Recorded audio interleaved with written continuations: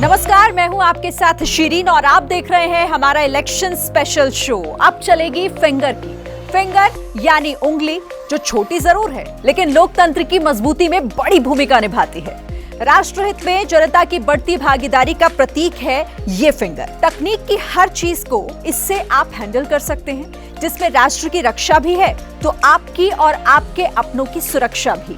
अब यही फिंगर फैसला करने वाली है कि यूपी में इस बार किसकी बनेगी सरकार। कल हमने लखनऊ शहर की जनता की राय जानी थी, अब आज आपको लेकर चलते हैं प्रयागराज। देखिए क्या है वहां के चुनावी मुद्दे जिन पर चलेगी जनता की फिंगर।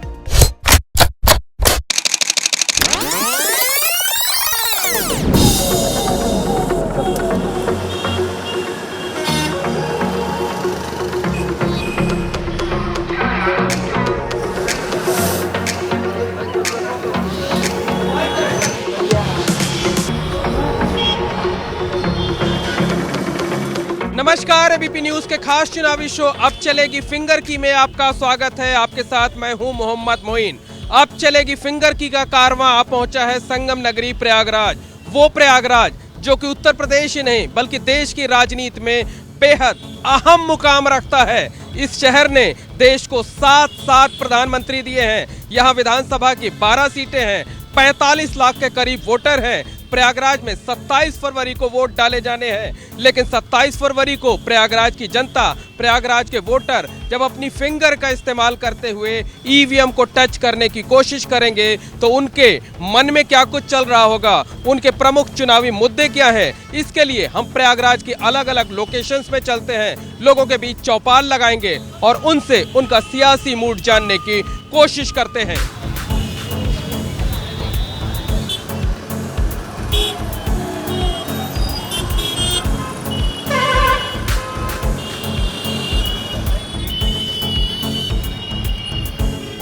सबसे पहले हम आप पहुंचे हैं प्रयागराज के सबसे पॉश इलाके सिविल लाइंस में और यहाँ हमारे साथ कई कारोबारी मौजूद हैं। हम उनसे उनका सियासी मूड जानने की कोशिश करते हैं। इनकी फिंगर जब ईवीएम को टच करने लगेगी तो इनके दिमाग में क्या होगा, क्या चुनावी मुद्दे होंगे, ये सारे मुद्दों पर हम बात करते हैं। सबसे पहले आप अपना नाम बताइए और बताइए आप किस तरीके का कारोबार करते हैं। मेरा नाम अभिषेक गुप्ता है और मेरा बिल्डिंग मटेरियल हार्डवेयर का काम है, हार्डवेयर डेकोर के नाम से। ये बताइए 27 तारीख को जब आप वोट डालने जाएंगे तो ईवीएम पर जब अपनी फिंगर आप टच कराने लगेंगे तो क्या आपके दिमाग में चल रहा होगा उस वक्त? जैसे इस कोविड के टाइम पे बिजनेसमैनों को काफ़ी सारी चीज़ों में टैक्स रिबेट में प्रॉब्लम हुई है और मार्केट में काफ़ी चीज़ें सर्वाइव करनी पड़ी है सारे बिजनेसमैनों को। तो उसके लिए चाहूँगा कि कहीं ना कहीं गवर्नमेंट थोड़ा सा उस चीज़ में, बाकी उन्होंने बहुत अच्छा नो डाउट अच्छा काम किया सारी चीज़ों में, कोविड के टाइम पे भी बहुत बेटर फैसिलिटीज़ दी गई, लेकिन बट बिजनेस पे अगर देखा जाए तो बहुत अच्छे फैसिलिटीज़ नहीं मिली हम लोग को, कि जिसकी एक्सपेक्टेशन थी हम लोग को कि शायद टैक्स में कुछ रिबेट होगा और सारी चीज़ों में, तो वो कहीं ना कहीं नहीं वो अच्छा रहा। तो उम्मीद करते हैं कि शायद में भी आगे अच्छा। आप ये बताइए कि जो नई सरकार फॉर्मेट होगी, एक कारोबारी के नाते आपको उससे क्या एक्सपेक्टेशन होगी कि क्या वो आप लोगों के लिए करे ताकि आपका कारोबार अच्छे से चल सके? एक्सपेक्टेशन तो बस यही है कि जो टैक्सेस हैं उनमें हमें थोड़ा बेनिफिट्स हों और युवाओं के लिए थोड़ा सा और अच्छा बेहतर करें। तो सिर्फ एक पर्टिकुलर बिजनेस के लिए नहीं है, हर तरीके से वो अच्छा काम करे तो और बेहतर है हमारे लिए। आपको लगता है कि कुछ और सुधार की ज़रूरत है? मेरे ख्याल से टैक्स में सरकार को सुधार की बहुत बड़ी ज़रूरत है। इसकी मैं पूरी डिमांड करूंगा और आपके मंच से, आपके प्लेटफॉर्म से पूरे देश से कहना चाहूँगा, जो भी नेता मंत्री हैं उनसे मैं ये कहना चाहूँगा टैक्स कम होना चाहिए, क्योंकि कोरोना में बिजनेस जो दबा है उससे अगर टैक्स स्लैब कम होंगे तो व्यापारियों को राहत मिलेगी। बिल्कुल, ये थे संगम नगरी प्रयागराज के कारोबारी जिनकी अलग अलग राय है, जिनके अलग अलग मुद्दे हैं, जो ये चाहते हैं कि नई जो सरकार बने वो माहौल को और बेहतर करे ताकि उनका कारोबार जो कोरोना की वजह से प्रभावित हुआ है वो और पटरी पर आ सके। तो प्रयागराज के कारोबारियों के बीच बस इतना ही, लेकिन हम चलते हैं किसी नई जगह पर और लोगों से उनकी राय जानने की कोशिश करते हैं।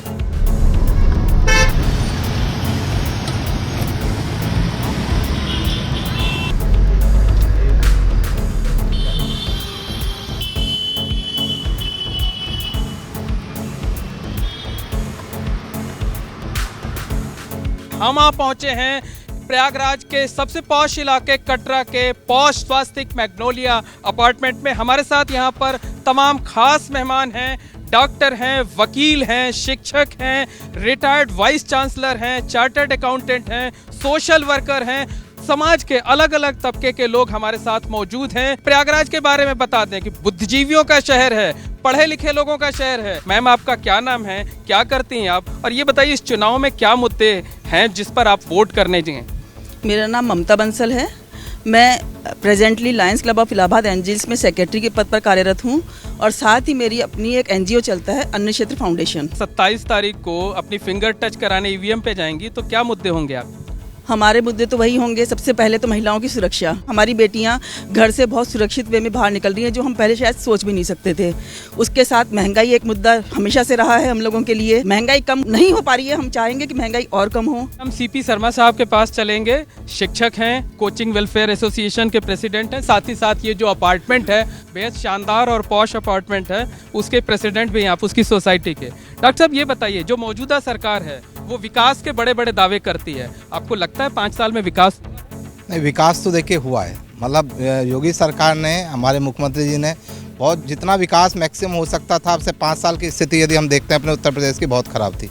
लेकिन वास्तव में इस योगी सरकार ने और हमारे आदरणीय प्रधानमंत्री मोदी जी ने इस पूरे भारतवर्ष का विकास किया है। मैम, आप अपना नाम बताइए और क्या करती हैं आप?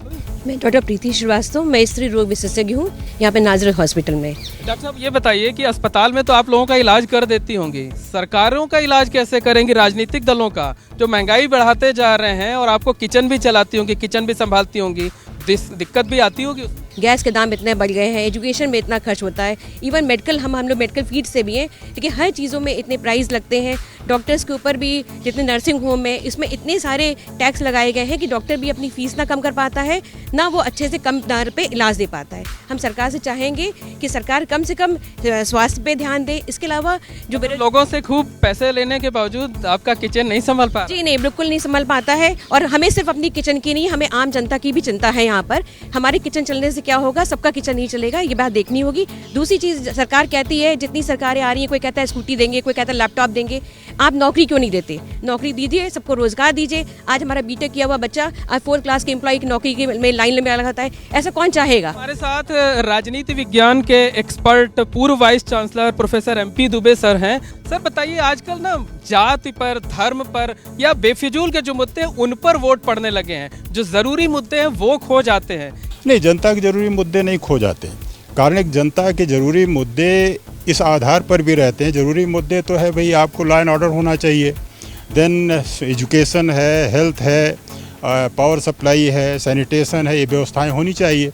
जो गवर्नमेंट बेहतर देगी, नेचुरली वो जो जीतेगी। इस बार आप वोट डालने जाएंगी 27 फरवरी को, तो क्या कुछ होगा आपके मन में? किन मुद्दों पर आप वोट करेंगी? विकास मुद्दा होगा या नहीं? देखिए, मेरा नाम सहर नकवी है, मैं एडवोकेट हाई कोर्ट में प्रैक्टिस करती हूँ, ये एडवोकेट हाई कोर्ट हूँ। और विकास का मुद्दा तो है ही है। विकास महाराज जी की सरकार ने, योगी आदित्यनाथ जी की किया है। और सबसे बड़ा मुद्दा है, आप अपने प्रयागराज में देख रहे होंगे, आप लोग भी देख रहे होंगे कि गुंडा राज बहुत ज़्यादा चरम सीमा पे बढ़ चुका था। इतना ज़्यादा कि पब्लिक परेशान थी। लोग, महिलाएं क्या, पुरुष भी रोड पे निकलने में घबराते थे, परेशान होते थे।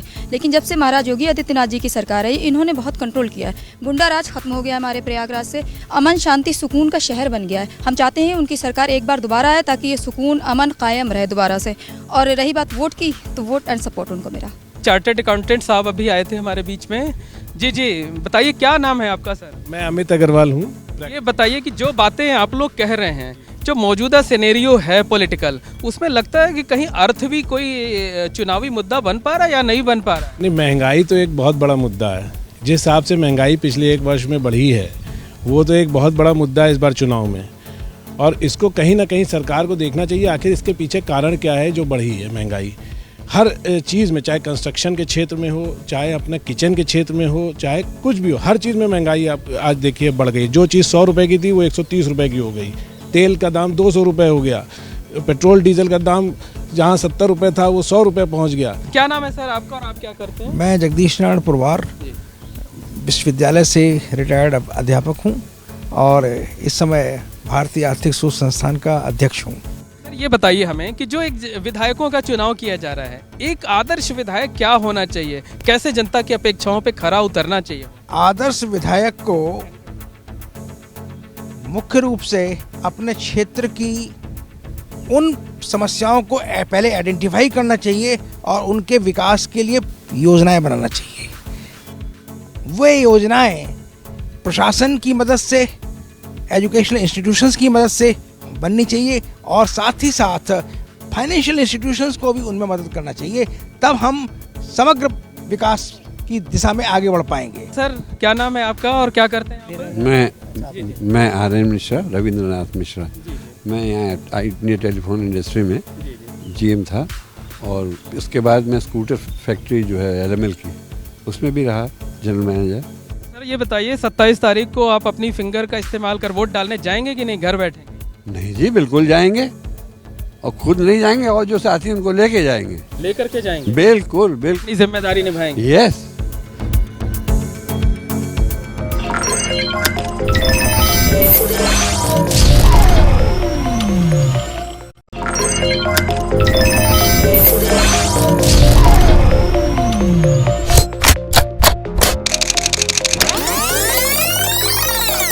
कोविड के टाइम पे बिजनेसमैनों को काफ़ी सारी चीज़ों में टैक्स रिबेट में प्रॉब्लम हुई है। जो टैक्सेस हैं उनमें हमें थोड़ा बेनिफिट्स हों। कहना चाहूँगा टैक्स कम होना चाहिए, लॉ एंड ऑर्डर होना चाहिए। महिलाएं क्या पुरुष भी रोड पे निकलने में घबराते थे, परेशान होते थे। महंगाई तो एक बहुत बड़ा मुद्दा है। चलते हैं प्रयागराज शहर के प्रीतम नगर इलाके में CBSE बोर्ड द्वारा संचालित MV कॉन्वेंट स्कूल में। वहां हम स्कूल के टीचर्स, पेरेंट्स, स्टूडेंट्स व दूसरे लोगों से उनका सियासी मूड जानने की कोशिश करते हैं। ये जानने की कोशिश करते हैं कि 2022 के विधानसभा चुनाव में EVM पर फिंगर रखते वक्त उनके मन में आखिरकार क्या कुछ रहेगा।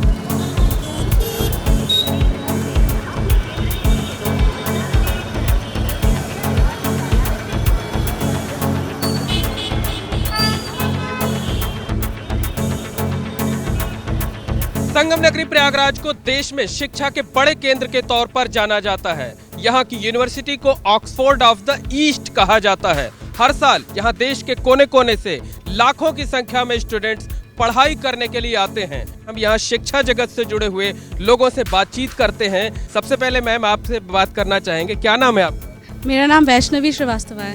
वैष्णवी जी ये बताइए 27 फरवरी को जब आप EVM पर फिंगर दबाने जाएंगी तो क्या आपके मन में चल रहा होगा? मुझे तो यही लग रहा है कि अभी जो हमारी सरकार है वो बहुत ही अच्छी है, क्योंकि जिस तरीके से प्रयागराज बन गया है, पहले इलाहाबाद था अब प्रयागराज हो गया है, और कभी किसी ने उम्मीद भी नहीं की थी कि वो ऐसा होगा।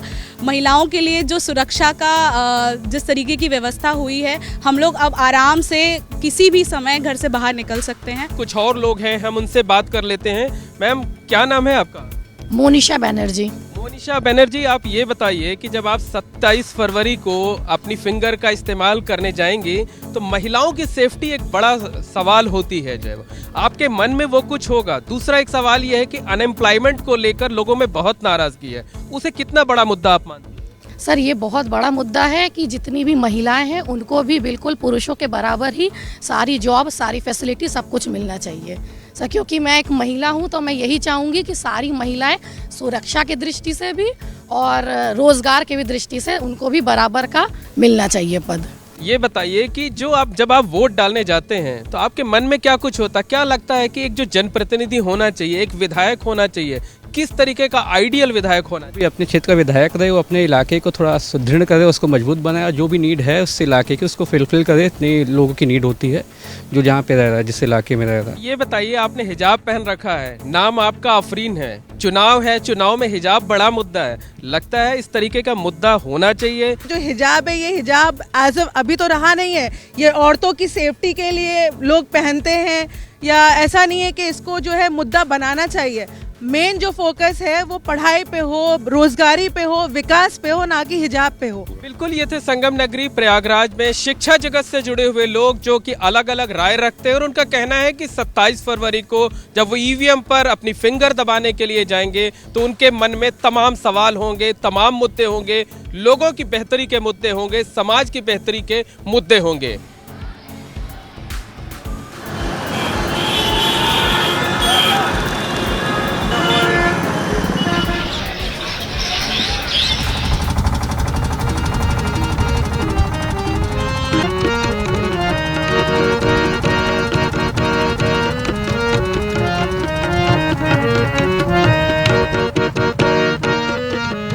वक्त हम एक मोटर बोट पर मौजूद हैं और हमारे साथ प्रयागराज के तमाम लोग मौजूद हैं। हमारे साथ हैं मौनी बाबा, हमारे साथ वकील हैं, रिटायर्ड गवर्नमेंट ऑफिसर हैं, शिक्षक हैं, व्यापारी हैं और साथ ही साथ मनोज गुप्ता जी हैं। चूंकि हम प्रयागराज में संगम के तट पर मौजूद हैं, इसलिए शुरुआत करना चाहेंगे मनोज गुप्ता जी के भजन के साथ। मनोज जी, क्या सुना रहे हैं आप? प्रयाग और गंगा की महिमा एक साथ। जी जी।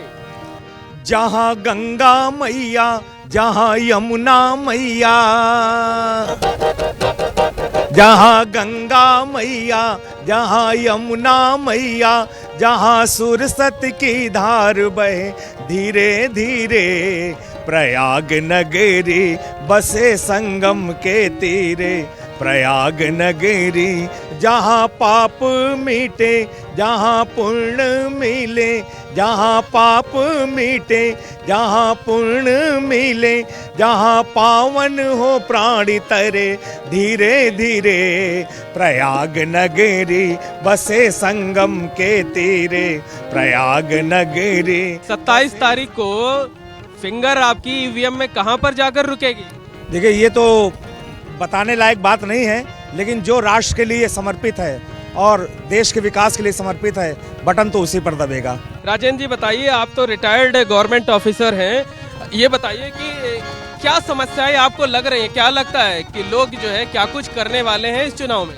प्रयागराज में विकास हुआ, 2019 में कुंभ में अच्छे विकास की यहाँ पर स्थिति देखी गई, लेकिन हम सरकार से ये अपेक्षा करते हैं कि जिस तरह से हरिद्वार, काशी, मथुरा, अयोध्या का विकास की बात ये कर रहे हैं, जिस तरह से विकास वहाँ हो रहा है, उन सभी तीर्थों में श्रेष्ठ प्रयागराज है।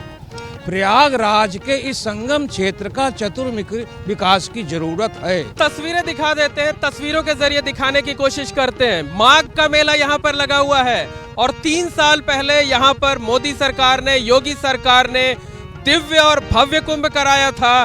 पूरे देश ही नहीं बल्कि पूरी दुनिया से तकरीबन 25 करोड़ श्रद्धालु आए थे, आस्था की डुबकी लगाई थे और सुखद यादों के साथ यहाँ से वापस लौटे थे। तो जो कुंभ क्षेत्र का विकास हुआ था, जो भव्य आयोजन किया गया था, वो इस बार के चुनाव में मुद्दा बनेगा या नहीं बनेगा, इस पर हम बात कर लेते हैं। नहीं, ये कोई मुद्दा नहीं है। चश्मा उतार दीजिए ना साहब। ये तो विकास हमेशा रहा है, चाहे जिसकी गवर्नमेंट रही हो, ये विकास तो इसी तरह हमेशा रहा है। तो ये भी नहीं कि ये आज दिखाई दे रहा है, ये तो हमेशा कुंभ में, हर कुंभ में ऐसा हमेशा रहा है। तो इसलिए कोई विकास का मुद्दा नहीं है। बस ये है कि गरीबों को रोजगार, नौजवानों को रोजगार, व्यापारियों को काम, ये सब होना चाहिए। आप बताइए, आप तो वकील हैं, जो है एक आदर्श जो जनप्रतिनिधि हो वो कैसा होना चाहिए? क्या परिकल्पना है आदर्श जनप्रतिनिधि की कि अगर इस बार लोग चुनाव करें तो किस तरह के जनप्रतिनिधि का चुनाव करें? देखिए, आदर्श जनप्रतिनिधि की पहचान ये होती है कि चुनाव जीतने के बाद अपने क्षेत्र में, जैसे चुनाव के पहले भ्रमण करता है, गली गली जाता है, एक एक लोगों से मिलता है, और चुनाव जीतने के बाद जो है फिर उसको उसी तरह से करना चाहिए। लेकिन आजकल है क्या, लोग जीतने के बाद पहले मतदाता के यहाँ घर जाते हैं, उसका पैर छूते हैं, और फिर चुनाव जीतने के बाद सोचते हैं वो आगे हमारे घर पे पैर छुए। ये जो आपकी फिंगर है, ये ईवीएम पे जाकर कहाँ रुकने वाली है? ये ईवीएम पे जाके जहाँ जो सरकार या जिन सरकार को मुद्दे हैं, जो विकास के नाम पे पढ़ाई, लिखाई और दवाई की बात करेगी।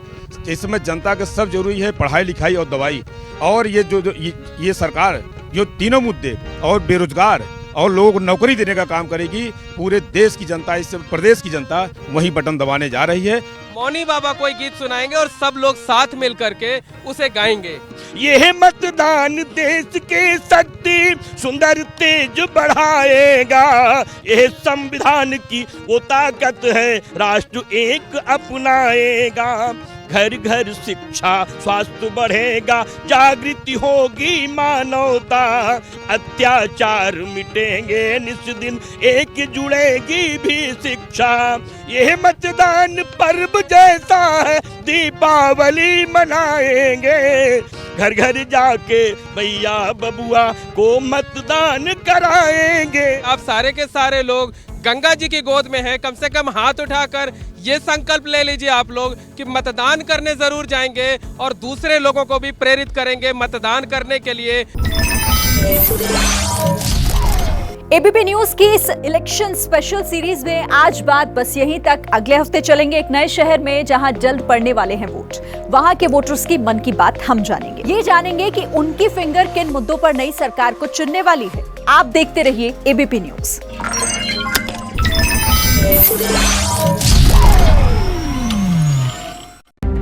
अपनी फिंगर की ताकत दिखाइए, वोट देकर सही सरकार चुन कर आइए।